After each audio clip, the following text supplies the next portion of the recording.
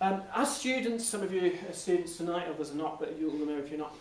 One of the things you do in Freshers Week, you meet somebody for the first time, you possibly go to a comedy night, and what will happen, you'll stand at the back, and somebody will tell a joke, and the students will look at each other and go,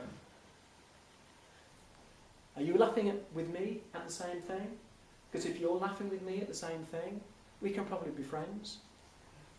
That happened. You're laughing over there, you're thinking, oh God, you did that. You know, and that's what we do. It happens on hen nights and stag nights, army and in politics. And what happens is the many become one through laughter. It happens at a football match when you're all cheering. But in comedy too, the many become one. And they become one, not through cheering like a football match, but they become one through laughter. One other aspect of social bonding that's worth mentioning, actually, because the thing is, I mention these terms, but actually within it there's so many sort of subdivisions and variations. But the false laughter you give when you've gone too far, and you go, so I didn't mean it. It's always false, is that laughter? It sounds false. It doesn't sound like real laughter when people do that. That's part of social bonding. It's a slightly different aspect of social bonding because you say, I'm sorry, I didn't mean it, I've gone too far. Ha ha ha. Again, it's like, please give me the all clear. You know, it's a false alarm, I wasn't being serious, and it sort of does go back to that sound. Let's develop the social bonding in group situations. Politicians very famously use self-deprecation to make fun of themselves, which allows them then to target others. But social bonding, there's a great scene actually in Goodfellas, which is all about social bonding. And it's when Joe Pesci is telling a very funny story. And everybody's laughing. You remember the scene? Everybody's laughing at this scene. And at the end of the scene, and all these mafia guys are all laughing, and Ray Liotta turns and says, oh, you're a funny guy. And then Joe Pesci says, what did you say? I'm a funny guy? You think I'm some sort of clown? And the whole atmosphere completely changes. And you know, there's a bit of character going on there with Pesci. And you realise that that isn't quite what normal people do. And then he said, I got you, and then they all laugh again. But what's going on in that scene is social pecking order.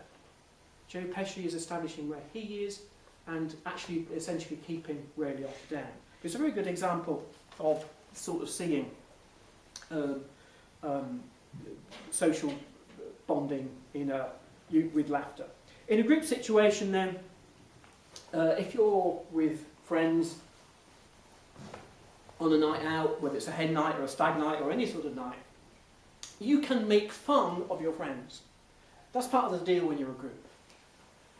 Supposing some guy or some woman or whatever comes over and starts making fun of somebody in that group, saying the same thing, then you will sort of turn on the guy.